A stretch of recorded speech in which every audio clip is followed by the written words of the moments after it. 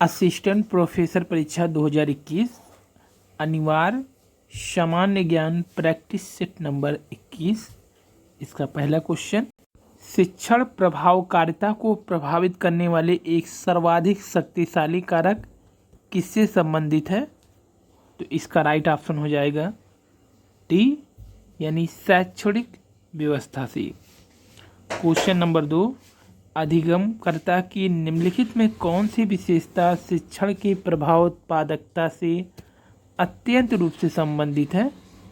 तो 2 का right option हो जाएगा ए, अधिगमकर्ता का पूर्व अनुभव। क्वेश्चन नंबर 3 है, शोध नैतिकता की समस्या शोध क्रियाकलापों के किस पहलू से संबंधित है? राइट ऑप्शन डी, साक्ष्य आधारित रिपोर्टिंग से संबंधित है। क्वेश्चन नंबर 3 का right option D. Question number 4, शिक्षण के दौरान विद्यार्थियों की अधिकतम सहभागिता किसके द्वारा संभव है? राइट ऑप्शन बी, निर्देशन पद्धति के द्वारा संभव है। क्वेश्चन नंबर 5, गोल्डीलॉक्स जोन शब्द निम्नलिखित में किसके संदर्भ में अक्सर समाचारों में देखा जाता है? 5 का राइट ऑप्शन है सी, वह अंतरिक्ष में पृथ्वी जैसे ग्रहों की खोज में। गोल्डीलॉक्स जोन शब्द है ये वाह्य अंतरिक्ष में पृथ्वी जैसे ग्रहों की खोज के लिए अक्सर ये शब्द देखा जाता है। क्वेश्चन नंबर 5 का राइट ऑप्शन होगा सी। तो इस तरह से गोल्डीलॉक्स जोन को आवासीय क्षेत्र भी कहा जाता है, या किसी तारे के चारों ओर स्थित ऐसे क्षेत्र हैं जहां किसी ग्रह की सतह पर तरल पानी होने की उचित स्थिति पाई जाती है। तरल पानी ग्रहों पर जीवन की खोज में एक महत्वपूर्ण घटक है। हमारे सौरमंडल में गोल्डीलॉक्स जोन में स्थित ग्रह पृथ्वी है। अन्य पर अनुसंधान जारी है।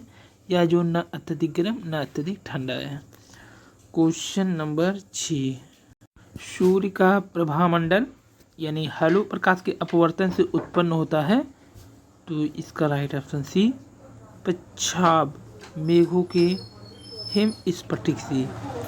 तो चंद्रमा और सूर्य के चारों ओर प्रच्छाद एवं पच्छाद स्तरीय बादलों के प्रतिबिंब से बने श्वेत दुधिया रंग के छल्ले को ही प्रभामंडल कहते हैं। क्वेश्चन नंबर 7, हगरी सहायक नदी है। तो हगरी जो नदी सहायक है ये पश्चिमी घाट से निकलकर कर्नाटक और आंध्र से प्रवाहित होकर के तुंगभद्रा नदी में मिल जाती है। तो हगरी नदी तुंगभद्रा की सहायक है। निकलती कहाँ से है? पश्चिमी घाट से निकलती है, कर्नाटक और आंध्र प्रदेश से प्रवाहित होकर ये ही तुंगभद्रा में मिलती है। शिवराय पहाड़ियाँ कहाँ अवस्थित है? शिवराय पहाड़ी जो है तमिलनाडु में है। समुद्र तल से 4000 से 5000 फीट ऊंची पठार से संलग्न शिवराय पहाड़ी तमिलनाडु के सलेम कस्बे के पास है। क्वेश्चन नंबर 9, निम्नलिखित कथन पर विचार करना है। कथन एक है, प्राकृतिक संसाधन वे होते हैं जो किसी क्षेत्र में स्थित तथा भूतकाल में भी प्रयोग में लाया जा सकता है। उसके बाद ये कारण कथन ये है, कथन आर है, किसी वास्तविक प्राकृतिक संसाधनों का विकास प्रौद्योगिकी एवं उत्पादन लागत पर निर्भर होता है। तो 9 का राइट ऑप्शन डी, यानी ए गलत किंतु आर सही है। तो ए गलत हो जाएगा कि प्राकृतिक संसाधन वे होते हैं जो किसी क्षेत्र में स्थित हैं तथा भूतकाल में भी प्रयोग में लाए जा सकते हैं। तो ये गलत है, जबकि किसी वास्तविक प्राकृतिक संसाधन का विकास प्रौद्योगिकी एवं उत्पादन लागत पर निर्भर ही सही है। क्वेश्चन नंबर 10, भारत में वन्यजीव संरक्षण नियम कब लागू किया गया? तो ये लागू किया गया था 1972 ईस्वी में। क्वेश्चन नंबर 11, भारतीय वन्यजीव संस्थान स्थिर है कहाँ पे है? तो ये है देहरादून में। C option right. Question number 12, SSCB UK द्वारा ISO 9001/2015 गुणवत्ता प्रबंधन मानक प्रमाणन प्राप्त करने वाला देश का पहला चिड़ियाघर कौन है? तो 12 का right option C, Nehru zoological park. Question number 13 है, विश्व का सबसे बड़ा स्टेडियम कहाँ स्थापित किया गया है? तो ये स्टेडियम मोटेरा यानी भारत के गुजरात में है। मोटेरा स्टेडियम गुजरात के साबरमती में है। यहाँ पर 1,10,000 दर्शक क्षमता सीट है। क्वेश्चन नंबर 14 है, भारतीय राष्ट्रपति के विषय में निम्नलिखित कथनों पर विचार कीजिए। तो ये कथन जो विचार करना है, उसे भारत का जन्मन नागरिक होना चाहिए, उसे 35 वर्ष की आयु पूरी कर लेनी चाहिए, उसे संसद सदस्य निर्वाचित होने की योग्यता रखनी चाहिए। इसमें से विचार करना था और सही कौन है, तो इसका राइट ऑप्शन हो जाएगा 14 का बी। तो सही है, उसे 35 वर्ष की उम्र पूरी कर लेनी चाहिए।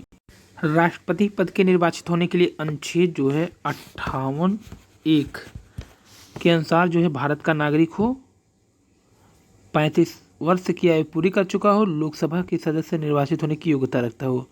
तो स्पष्ट यहाँ पे क्या है कि राष्ट्रपति पद हेतु भारत का नागरिक होना आवश्यक है, ना कि भारत में जन्म। तो यहाँ पे ये जन्म लिखा है और उसे संसद या राज्यसभा या लोकसभा का सदस्य नहीं बल्कि लोकसभा का सदस्य निर्वाचित होने की योग्यता रखनी चाहिए।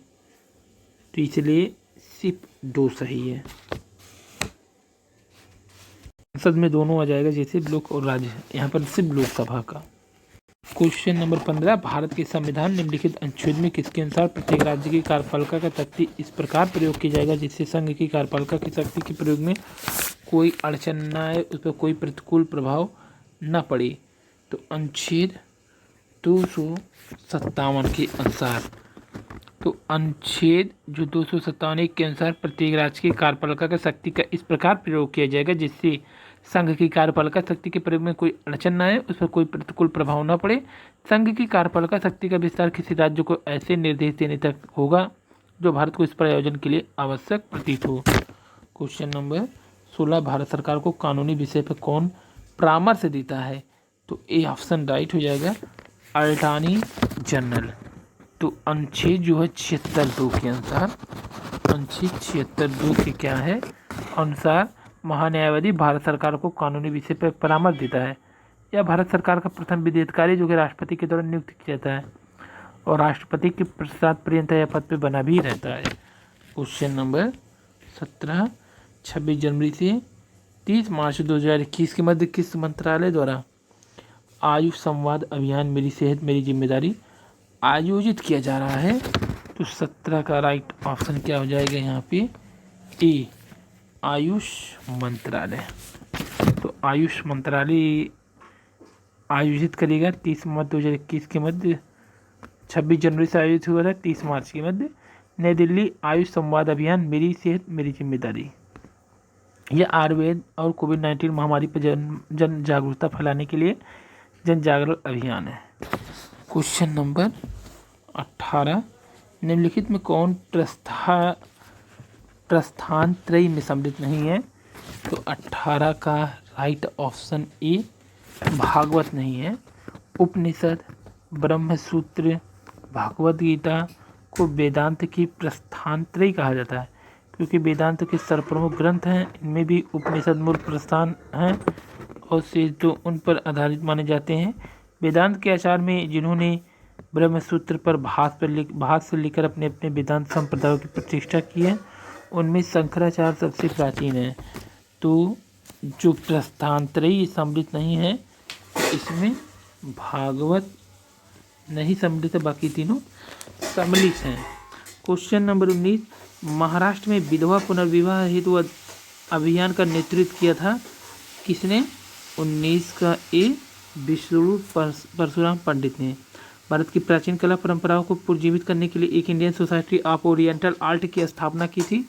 ये किया था अवनींद्रनाथ टैगोर ने।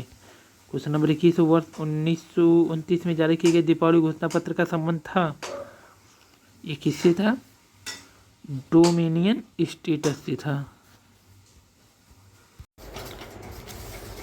31 अक्टूबर 1929 को तत्कालीन गवर्नर जनरल लॉर्ड इरविन द्वारा जारी किया गया दीपावली घोषणा पत्र का संबंध भारत के डोमिनियन स्टेटस बनाने से था। इसी को डोमिनियन स्टेट्स कहते हैं। क्वेश्चन नंबर 22, भारत में चांदी की उपलब्धता के प्राचीनतम साक्ष्य मिलते हैं? तो ये जो साक्ष्य मिला है 22 का ऑप्शन ए हड़प्पा संस्कृति से। क्वेश्चन नंबर 23, भारत में सबसे महत्वपूर्ण लघु स्तर उद्योग है? कागज उद्योग। और क्वेश्चन नंबर 24, राष्ट्रीय ग्रामीण रोजगार गारंटी कार्यक्रम के अन्य रोजगार कार्यक्रम से अलग है क्योंकि डी ऑप्शन यहाँ रोजगार की एक योजना न होकर कानूनी व्यवस्था है। क्वेश्चन नंबर 25, एक एक्सेल वर्कशीट का नाम बदलने के लिए? ऑप्शन ई वर्कशीट टैब पर डबल क्लिक करें और एक नया नाम टाइप करें जब एक्सेल शीट पर वर्कशीट बदलना हो। विंडो 10 कब लॉन्च किया गया? A option 2015। 26 का राइट ऑप्शन ए। कौन सा एक वैध डोमेन नेम एक्सटेंशन है? 27 का डी है, सभी है। .com है, नेट है, government.com, ये है सब। सूचना प्रौद्योगिकी की शब्दावली जिसे उपयोगकर्ता के ईमेल का पता ज्ञात करने के लिए प्रयुक्त करते हैं वह है तो 28 का सी फिंगर। सूचना प्रौद्योगिकी जो ज्ञात करने के लिए। यूनिक्स एक ऑपरेटिंग सिस्टम है तो 29 का राइट ऑप्शन सी एक्सपेंसिव। 18 दिसंबर 2020 को एशियाई विकास बैंक एडीबी ने भारत की सरकार के साथ त्रिपुरा में आधारभूत परियोजना के विकास हेतु कितनी राशि के प्रोजेक्ट फाइनेंसिंग समझौते पर हस्ताक्षर किया? बी 42 लाख रुपये भी किया था।